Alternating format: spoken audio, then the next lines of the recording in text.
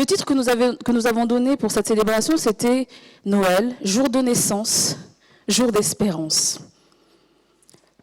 Espérance, espérer quoi? Une naissance, quand elle arrive, elle bouleverse tout. Elle bouleverse la vie de la femme et aussi du compagnon. Et dans cette histoire-là, on voit à quel point Dieu s'est invité dans la vie d'une jeune fille. Il l'a choisie, certes, et elle a accepté. Elle a accepté justement de porter la promesse qu'il a émise sur elle. Mais Dieu a eu également aussi besoin de Joseph. On l'oublie souvent.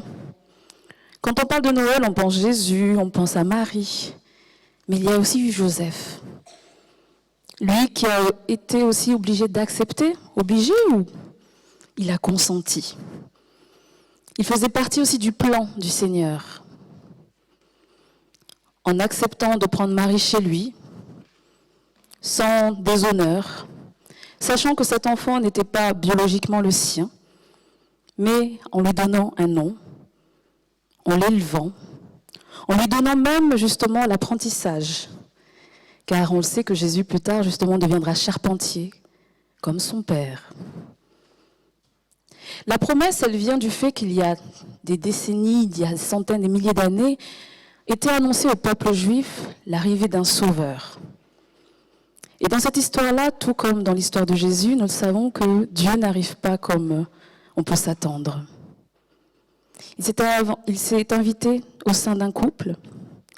Et en plus, ayant eu la révélation de Dieu tous les deux à travers un ange, à travers des songes, ils ont été obligés de se mettre encore une fois en chemin pour aller justement jusqu'à Bethléem.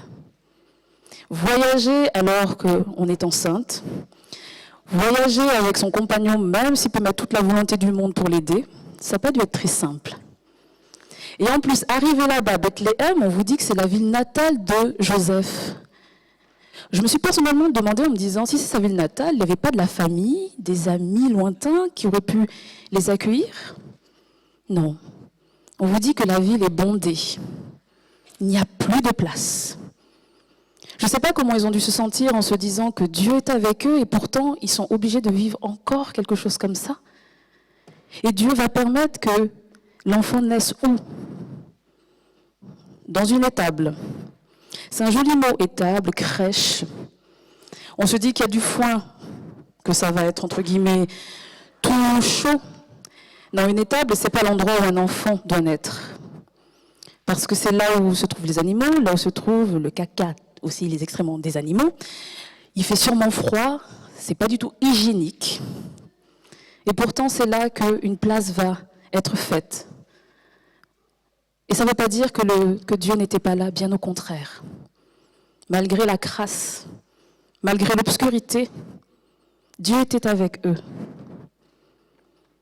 Et cet enfant va naître. Et quand cet enfant va naître, en plus, des anges vont apparaître dans le ciel à des bergers. Eux qui sont loin, reclus, ils sont avec leurs animaux dans la montagne, sûrement pas très propres non plus, et puis en plus, ils ne suivent pas les mêmes rites que les gens qui sont à la ville, qui ont leurs prières, qui ont leur temps. Ils vivent un peu autrement, et c'est à eux que le message va être annoncé en premier. Il est né, l'enfant. Venez le voir, venez l'apercevoir. Des anges vont apparaître à des bergers pour qu'eux se mettent en chemin. Se mettent en chemin pour aller voir l'enfant. Pas l'enfant dans une chambre, dans une maison, quelque part, un enfant dans une étable. C'est à ces signes que vous reconnaîtrez que c'est le Sauveur. Et ils y sont allés, ils ont constaté, et c'est eux qui ont annoncé au reste de la ville ce qui venait de se passer.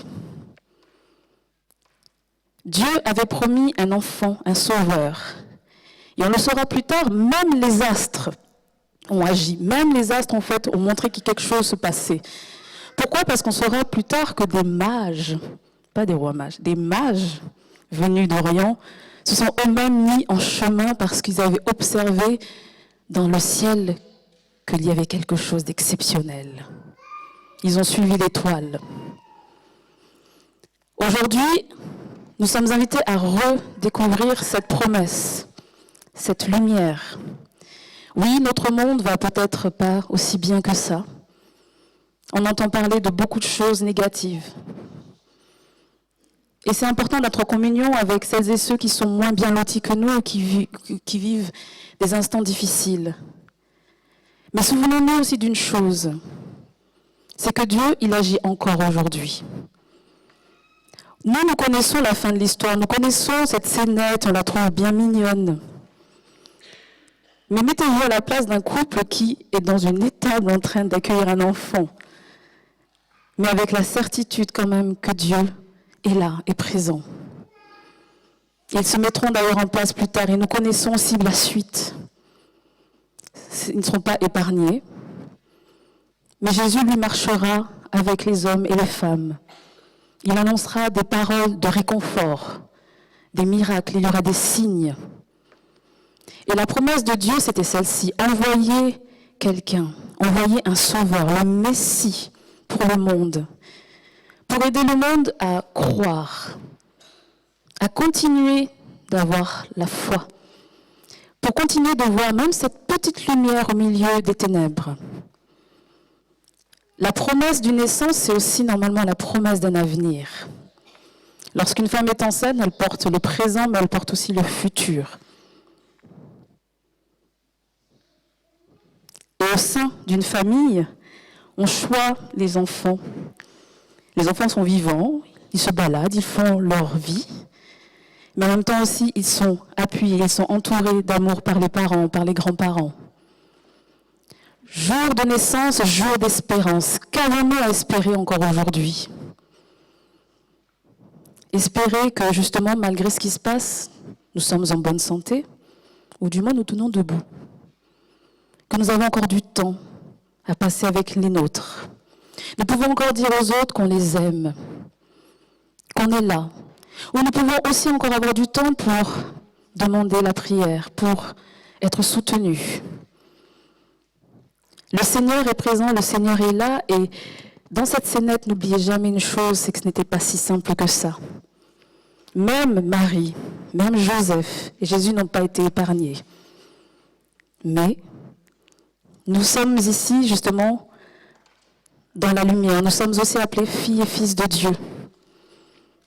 Et dans cette journée, qui est notre culte tous âges, mais les prochains jours, lorsque l'on pensera à la veillée de Noël, lorsqu'on chantera, lorsqu'on priera, lorsqu'on se repensera à Noël, Noël c'est les cadeaux, c'est la fête, c'est le moment en famille. Mais le plus beau cadeau, ça a été le don de Jésus pour nous, pour toi, pour moi, par amour pour le Seigneur, car le Seigneur t'aime. Il t'aime d'un amour immense. Il a de la compassion pour toi. Tu as de la valeur pour lui. Alors va avec la promesse que le Seigneur est avec toi et qu'il ne t'abandonne pas. Amen.